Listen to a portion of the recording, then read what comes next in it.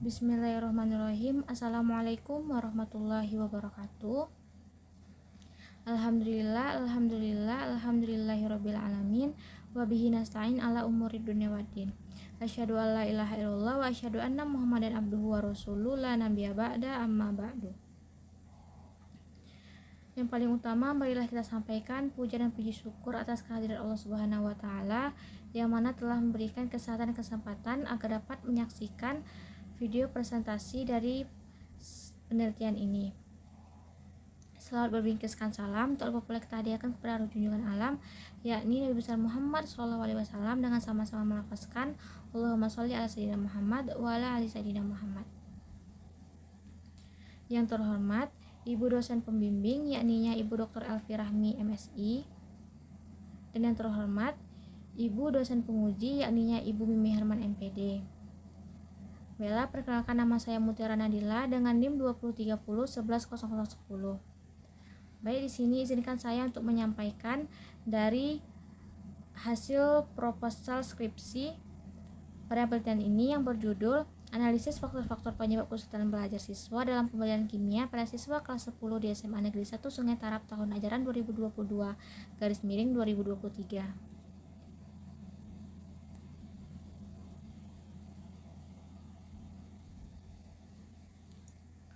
Baik, untuk latar belakang dari penelitian ini, di mana kimia adalah studi ilmiah tentang struktur materi dan perubahan signifikan yang dihasilkan dari proses alami dan eksperimen yang disengaja. Bagi sebagian besar siswa sekolah menengah, kimia adalah salah satu topik yang paling menantang. Kesulitan ini dapat dilihat sebagai situasi dalam proses pembelajaran yang ditandai dengan hambatan khusus untuk mencapai hasil belajar terbaik. Prestasi belajar yang rendah itu merupakan salah satu tanda kesulitan belajar seorang siswa. Dalam proses belajar tidak selalu berjalan dengan mulus dan lancar. Kadang ada kendala-kendala yang dihadapi peserta didik sehingga hasil belajar siswa belum tercapai secara optimal. Untuk fokus pada penelitian ini, yaitu mengetahui faktor-faktor penyebab kesulitan belajar siswa dalam pembelajaran kimia pada siswa kelas 10 di SMA Negeri 1 Sungai Tarap tahun ajaran 2022/2023.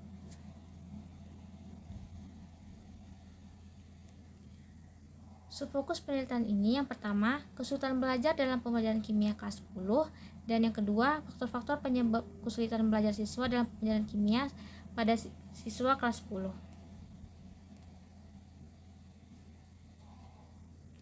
Untuk rumusan masalah pada penelitian ini, yang pertama, bagaimanakah kesulitan belajar dalam pembelajaran kimia pada siswa kelas 10 di SMA N1 Sungai Tarap? Dan yang kedua, apa faktor-faktor penyebab kesulitan belajar siswa dalam pembelajaran kimia pada siswa kelas 10 di SMA N1 Sungai Tarap?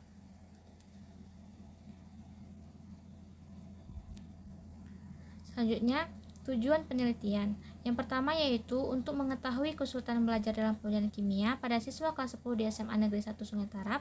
Dan yang kedua itu untuk mengetahui faktor-faktor penyebab kesulitan belajar siswa dalam pembelajaran kimia pada siswa kelas 10 di SMA Negeri 1 Sungai Tarap. Selanjutnya yaitu manfaat dan luaran penelitian. Yang pertama yaitu manfaat penelitian. Untuk manfaat yang pertama itu dapat mengetahui faktor-faktor penyebab kesulitan belajar siswa dalam pembelajaran kimia pada siswa kelas 10 di SMA Negeri 1 Sungai Tarap. Dan manfaat yang kedua yaitu dapat mengetahui kesulitan belajar dalam pembelajaran kimia pada siswa kelas 10 di SMA Negeri 1 Sungai Tarap. Lalu untuk luaran penelitian pada penelitian ini itu dapat menjadi referensi pada penelitian selanjutnya dan dapat menjadi referensi di perpustakaan UIN Mahmud Yunus Batu Sangkar.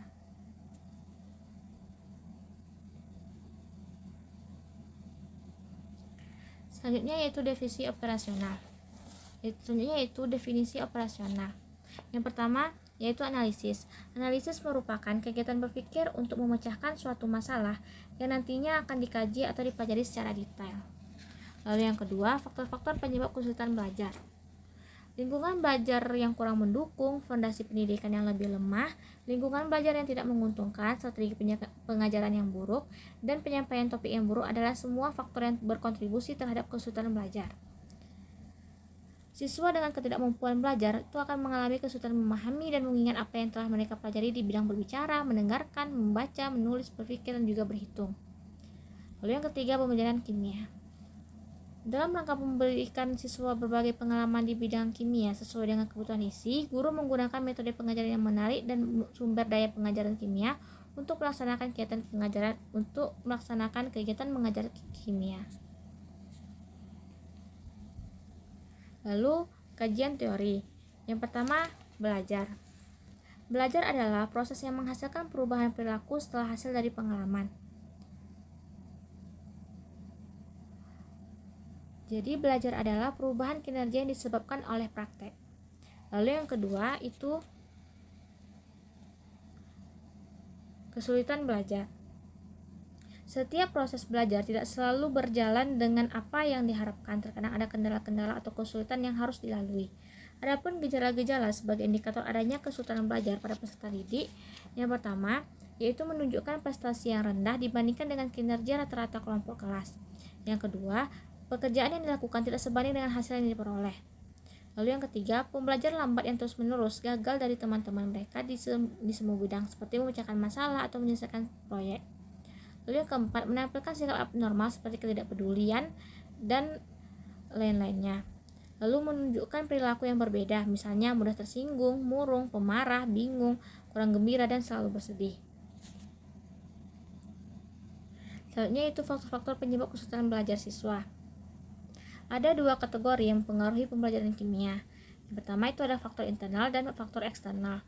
Faktor internal itu meliputi hal-hal seperti fisik, psikologis, mental, emosional, kebiasaan buruk, dan kurangnya pengetahuan dan kemampuan dasar yang mempengaruhi peserta didik pada tingkat pribadi. Lalu yang kedua itu faktor eksternal. Faktor eksternal mencakup hal-hal seperti keluarga, sekolah, dan juga komunitas. Selanjutnya yaitu pembelajaran kimia. Kimia adalah studi logis dan empiris tentang struktur, substansi, dan perubahan signifikan yang terjadi dalam eksperimen yang direncanakan serta proses yang terjadi secara alami. Penyebab kesulitan siswa dalam kajian kimia itu sebagai berikut. Yang pertama itu kesulitan dalam memahami istilah. Siswa hanya menghafal istilah dan tidak mengerti arti terminologi yang sering digunakan dalam pengajaran kimia, yang menyebabkan kesulitan ini. Kesulitan dalam memahami konsep kimia, di mana siswa harus secara akurat dan menyeluruh memahami sebagian besar konsep abstrak, sulit, dan bahan dalam kimia dan kimia secara keseluruhan. Lalu yang ketiga itu kesulitan angka. Perhitungan matematis adalah bagian penting dari mempelajari kimia, dan siswa harus mahir menggunakan rumus atau operasi matematika. Selanjutnya yaitu kajian penelitian yang relevan. Yang pertama yaitu penelitian oleh Erika Ristiani 2016, yaitu analisis kesulitan belajar kimia siswa di SMA Negeri 10 Kota Tangerang Selatan, mengungkapkan bahwa kategori sedang diwakili oleh presentasi nilai rata 70,15%. Lalu yang kedua itu penelitian oleh Asril R 2010, yaitu analisis kesulitan belajar pada materi ikatan kimia kelas 11 SMA Negeri 4 Bandung. Dengan hasil 48,4% menurut penelitian terkait, banyak siswa sekolah menengah berjuang dengan bahan ikatan kimia. Lalu yang ketiga itu penelitian oleh Irna C 2012 pada siswa kelas 11 IPA SMA Negeri 1 Pekalongan, menunjukkan bahwa siswa mengalami kesulitan memahami ide-ide dalam bahan ikatan kimia yang meliputi gaya antar molekul, teori hibridisasi, dan ikatan valensi.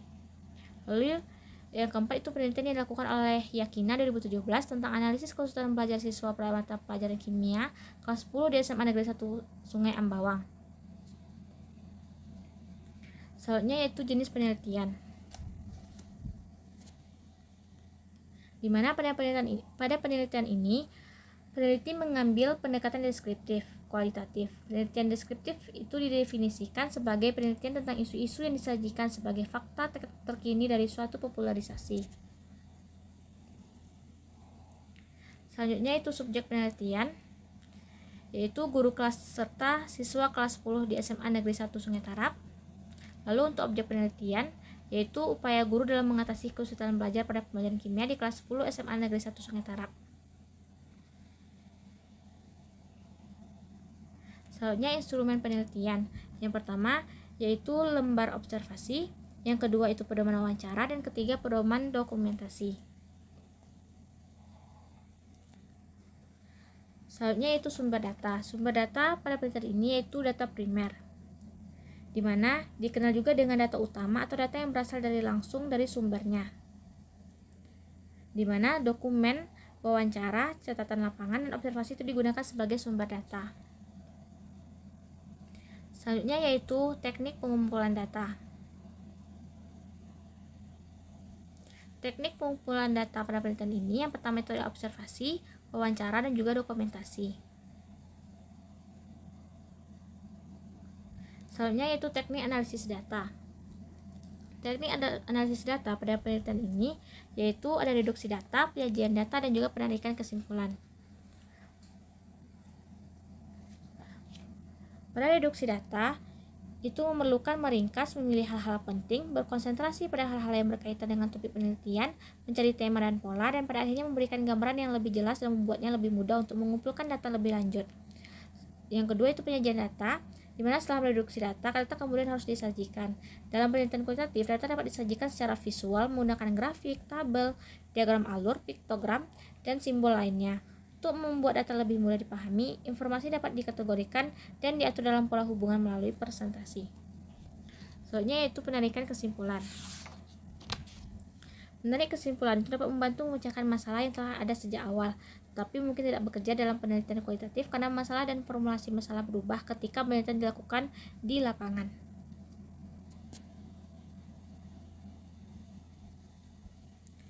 Selanjutnya yaitu teknik penjaminan keabsahan data, yaitu menggunakan teknik triangulasi.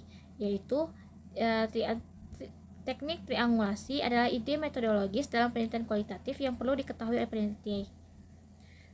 Triangulasi ini bertujuan untuk meningkatkan potensi teoritis, metodologis, dan interpretatif penelitian kualitatif.